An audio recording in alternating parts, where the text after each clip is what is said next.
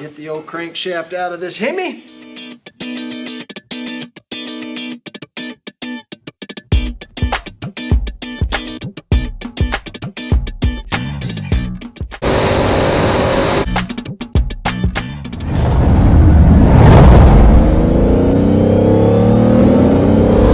Alright, folks, let's take apart a police car engine. I don't know why, but I feel like is it disrespectful to say cop car? Is that I don't know. Anyway, let's take apart a police car engine. Y'all have kind of seen it, carboned up like crazy. My free Junkyard engine from Mike down at Impala Motors. And I have got rings and bearings and bolts ordered for this short block. I don't know what we'll do once we get it apart. If we'll just dingle ball on it, stick it right back together. We'll find out once we get the pistons out what the cylinder walls look like. And I thought along the way we might as well answer a few questions. Let's get to work on this nasty police car engine.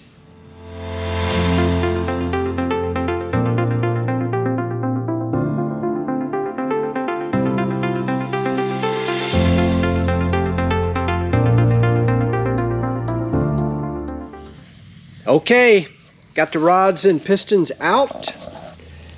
Crankshaft actually looks pretty good. I see really virtually no scuffing. But what I do see is some really nice rod bearings. So this is number one. Bearing is absolutely beautiful. Same thing on every single one. They all look really, really nice. Pretty impressed with how the bearings look. They're all really nice. Uppers, lowers, they look good. So, with that being said though, what I do see is tons of carbon buildup between the rings.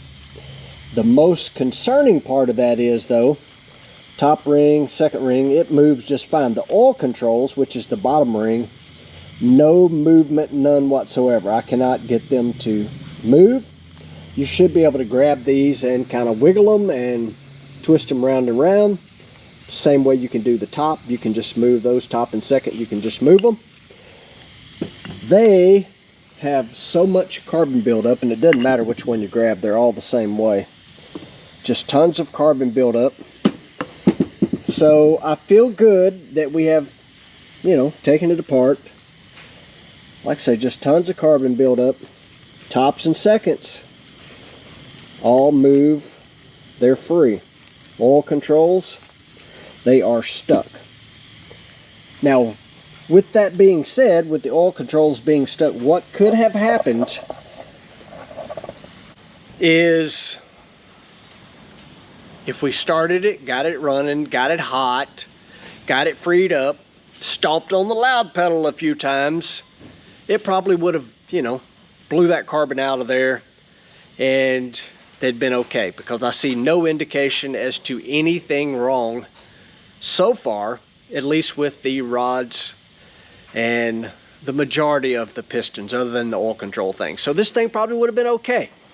But I still feel good we did it, because it also very well could have, stuck the oil controls, which then in turn would scuff the cylinder walls. Then you have basically what happened with the original engine we had in Baby D. We're going to continue on here. Take a peep at the cylinder walls, main caps, and that sort of thing. Let's continue on with this project.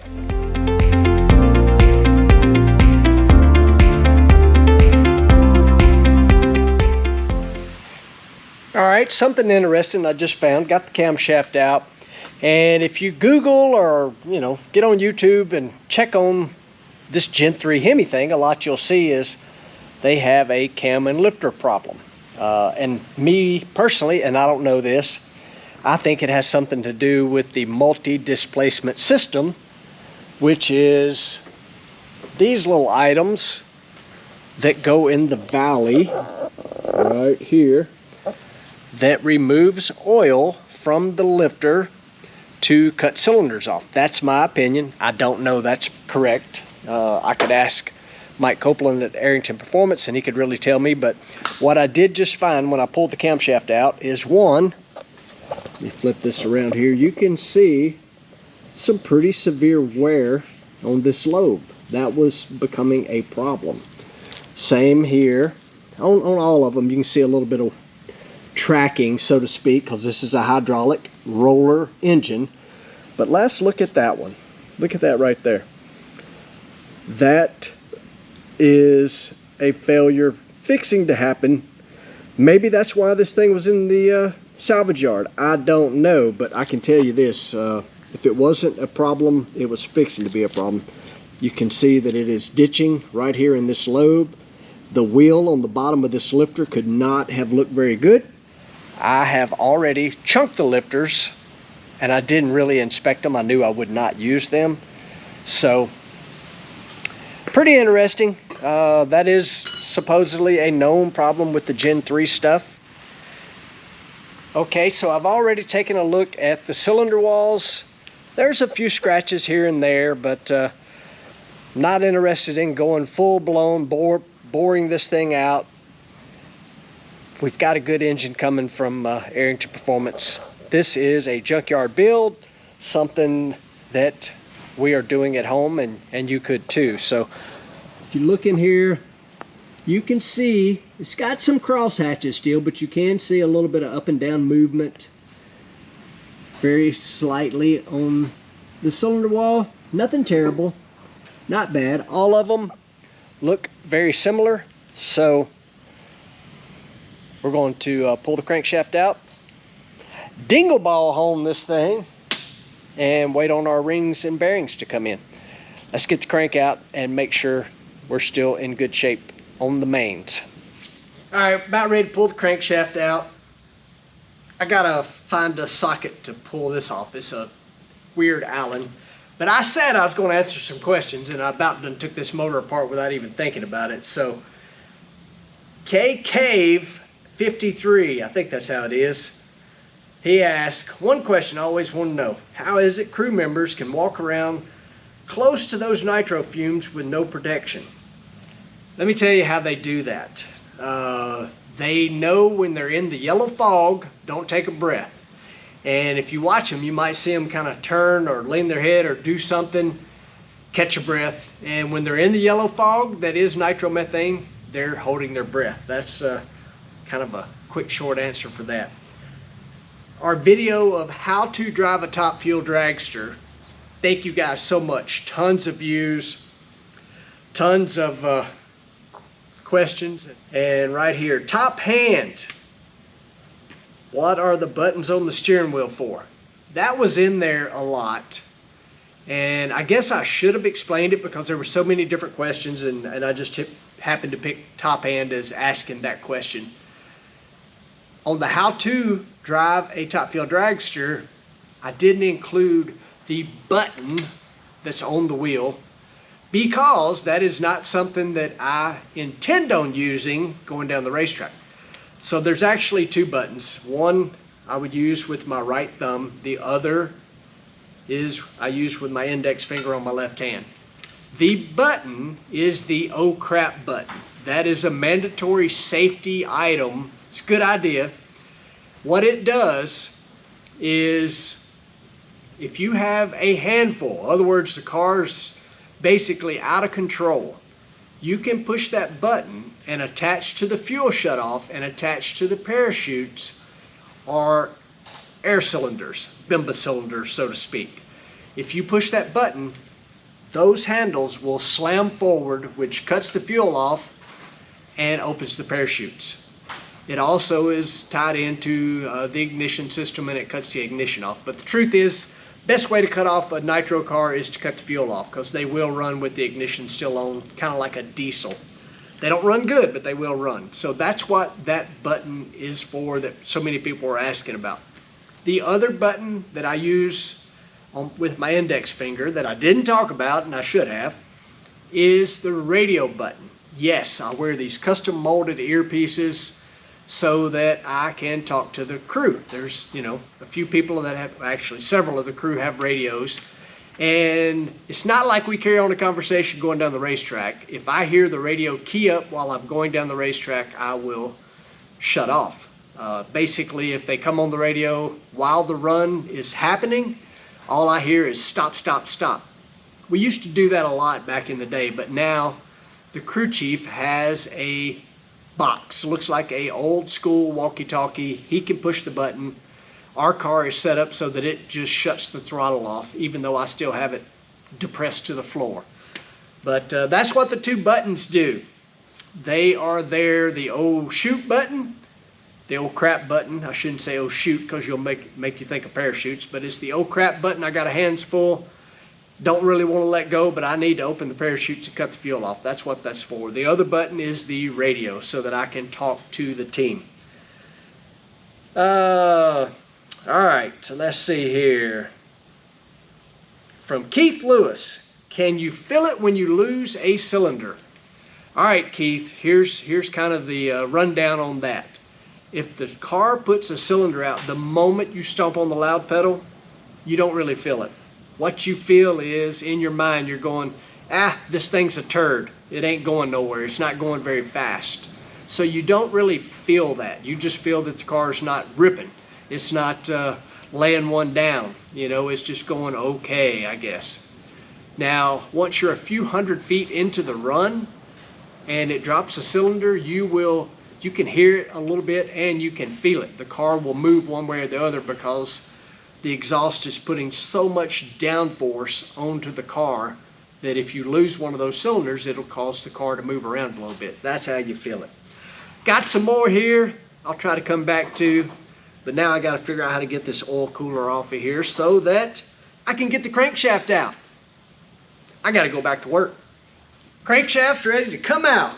Main bearings actually look really nice. The one thing I did find interesting, I want to show y'all right quick. You know, I got the oil cooler off. I didn't want to show y'all how I did that. Vice Grip Garage would be proud though. Look at this.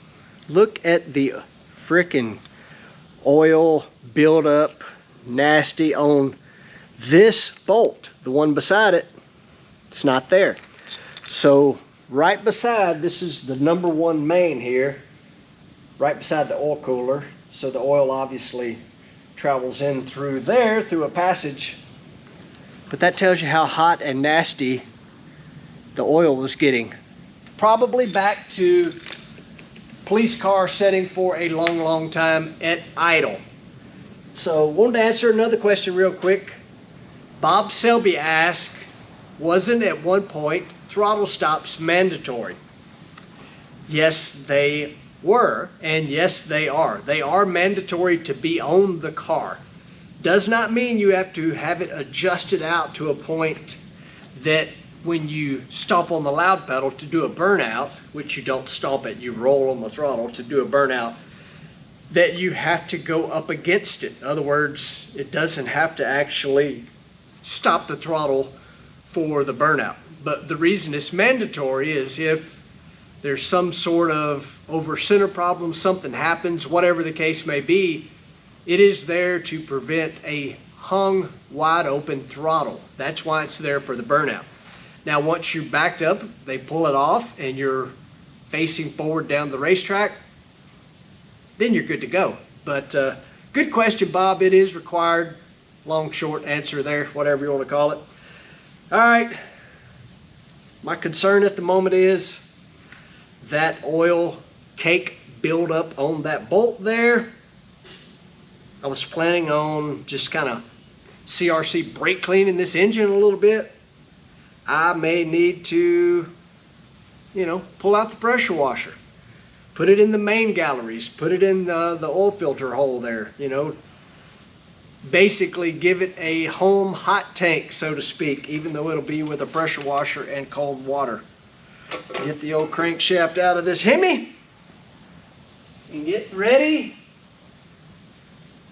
to do a lot of cleaning. Motor's actually in pretty good shape, y'all. It really is. Because like I say, Lord knows how many hours are on it. You know, how much miles, I have no idea. But all in all, I mean, she's pretty clean. What we got to find out now is what happens with the dingle ball home. Maybe I'll do that right quick before I wash it, just to, actually I know I got to do that before I wash it, because you kind of spray some lubricant in there, run the dingle ball home up and down. Let's do a cylinder right quick, see what it looks like. Okay, y'all, I've been saying this dingle ball hone forever and ever. Most of you probably know, but this is a dingle ball hone, and you get yourself some penetrating oil. In this case, I got CRC screw loose penetrating oil. And what we're going to do is, one, coat the dingle ball hone with the penetrating oil, and we are going to coat this cylinder with penetrating oil as well. Stick the hone in there, up and down. Let's see how it looks after we do that. So you can kind of see, you know, it's okay. It's got you know, a little wear here and there. Again, backyard build we're doing here. Let's put the old dingle ball hone to work.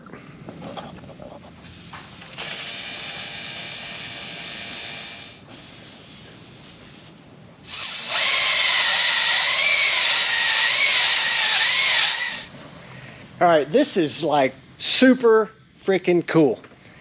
Dingle ball hone is amazing. Now look at that. Here's one that's not been done. Here's this one that we just run the dingle ball hone up and down, I don't know, you know, 15, 20 times. Looks absolutely amazing. And here's one that's not been done. That's the cool factor of a dingle ball hone. Not everybody will have one, but I mean, you can get them. They're not crazy expensive, and just like I say, oil it, penetrating oil, whatever. CRC, obviously. Take that home, zoop, zoop, zoop, up and down.